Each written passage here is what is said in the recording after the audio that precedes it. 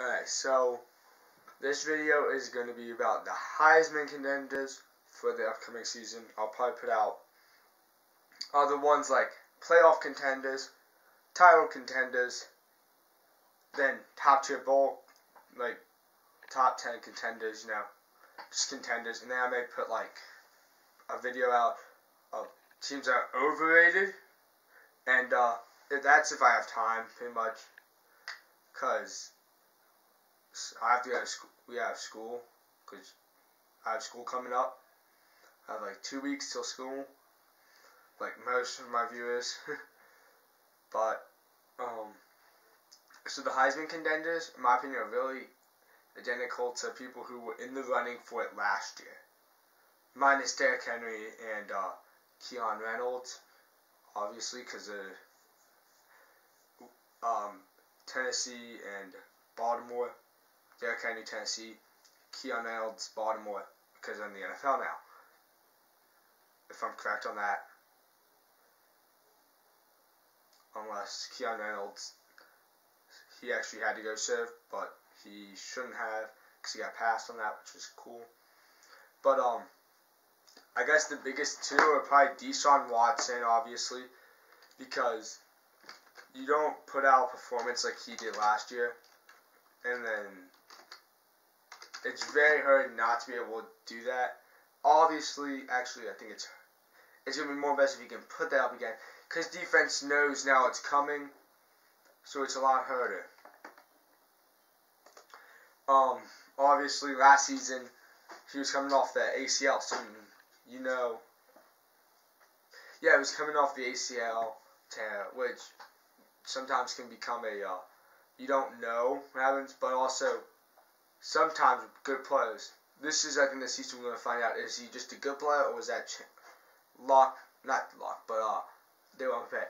Because a good player will be able, a great player, players that should win the Heisman, will be able to replicate that over multiple seasons, which Deshaun Watson should easily be able to do. This is definitely not, I have sight lined up and everything to get stuff on. But, pretty much, I think he will be able to. There's no reason he shouldn't. Obviously, I'm not an expert on schedules for Clemson, or Clemson expert at all, if anything. But I think his biggest test, he has to put up a good thing on Auburn. Not personally, obviously, I'm biased on that. I don't like Auburn because I'm an Alabama fan. But it is still an SEC school, and those are usually prided on defense. If he can get by that, his first month doesn't look that threatening if he can get by Auburn. Louisville, I think, is one of those teams that will be. They're rated pretty high, actually. I think they're going to do it well. They've been pretty much building up to it, if I'm correct, but don't quote me on that. Obviously, his big game of the season, he has to perform well against Florida State. The season, as you've seen in multiple years, the last few years, that game decides who goes in, I forget, the Atlantic Division. I'm not used to those Atlantic Coastal Divisions. I was used to East-West or North-South, but it usually decides who's going to go to the championship game, so you got to put a big one. Obviously, then he probably does have to win the ACC, get again in a spot where he's going to be in the playoffs. Obviously, playoff performance doesn't count, which I think actually they should move the Heisman back, so it's after bowl season, because sometimes some guy who's on the fence will have a great bowl game, and the Heisman winner won't, something. The other one, in my opinion, you gotta watch out for is Christian McCaffrey. He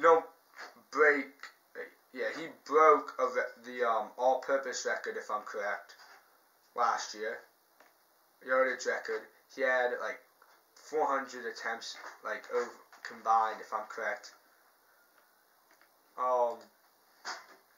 That's obviously rushing, which he will be his big thing because he obviously is the running back.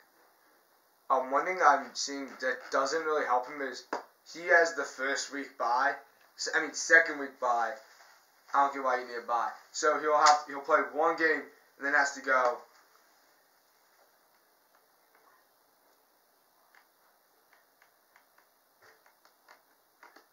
$12 games, or 11 or 12 games.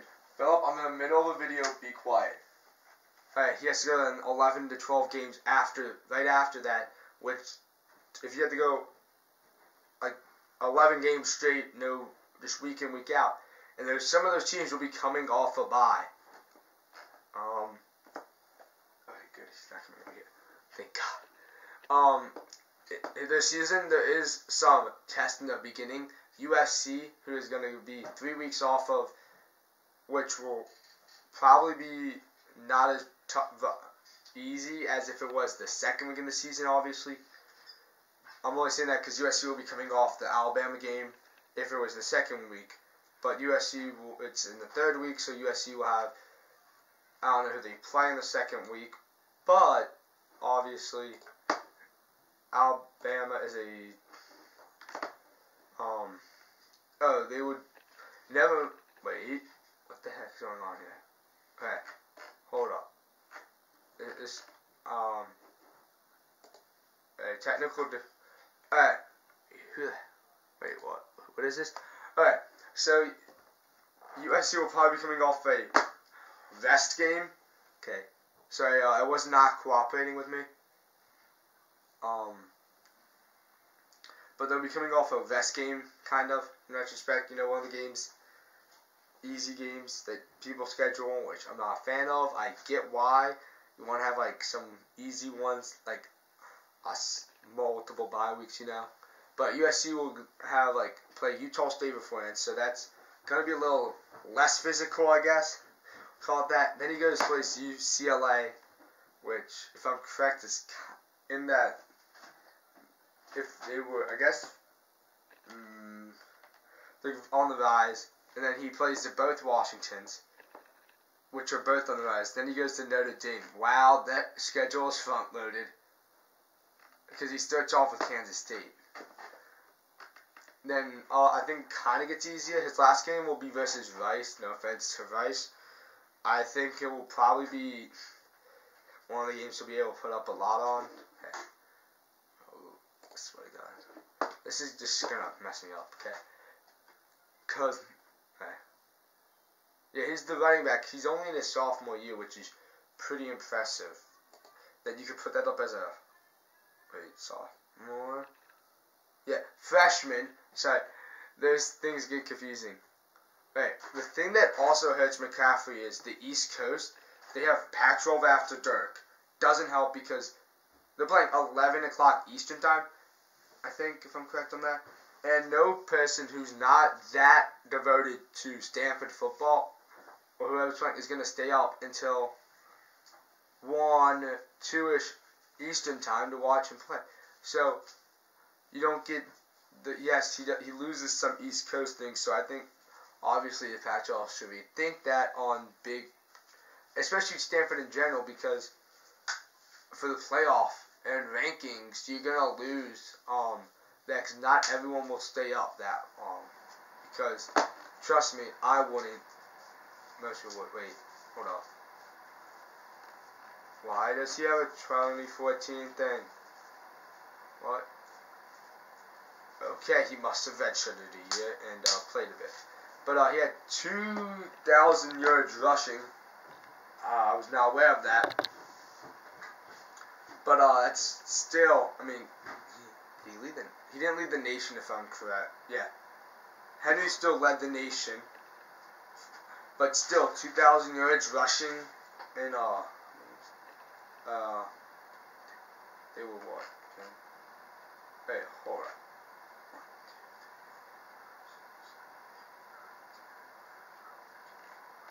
In 14 games, 2,000 yards rushing, you average, I forget exactly what you have to average for that. And then it's like 150, I think. Around like 150, 175. But still, also you look at it, he started off weak. No offense. Against Northwestern, which they lost. He only had 66 yards, and then the next game he had 58. So and in another game he had 94. So he had 3 games under 100, and he still gets that, which just shows how dominant he can be in some games.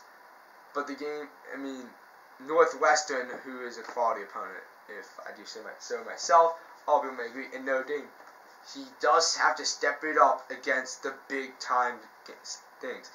Names, schools. USC, he definitely stepped it up. He had 300 plus yards all purpose. Doesn't even at this. What I'm on right now doesn't even. Oh, if I go to stats. Okay, now I got it. Dang it! It does not have it per game. Alright. No. Hold up, guys. I've got it now. Dang it. Never mind. But still, he puts up so many yards per game because he returns the punt, he receives, and he is the running back. So, if you take one of those away, he could still probably win the Heisman. Now, obviously, also... Okay. Also, I would say that you have to include... Hold up. Baker Mayfield. You have Dalvin Cook, who could go off, and Florida State's going to need him to go off if they want to contend. And Leonard Fournette, who last year was probably the person who was going to win the Heisman until he had to play Alabama, and he then got shut down. Really, those are the Heisman contenders. Obviously, as the season goes on, there will probably be new ones. Some will fall off, just like last season. Derrick Henry probably wasn't going to be a beginning of the season pick. Probably going to, as you could tell, Leonard Fournette was the early season pick. Then Derrick Henry grew.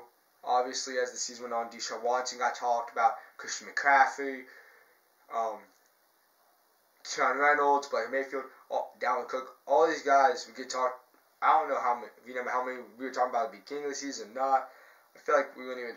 Ezekiel Elliott, I think, was in the talks at the beginning of the season. That was a year ago. I don't even remember. So this is probably not gonna who wins the Heisman. But my early pick is either McCaffrey. It's gonna go down to McCaffrey and Watson. And I really wish they did it after the season, because I feel like we would see that in a bowl game, one of the semifinals, or we would at least see them won in the finals, because as you're about to learn in a video that's going to come out soon, who my championship pick is, I think we could all tell though, really, who maybe just based on who I root for. I'll see you next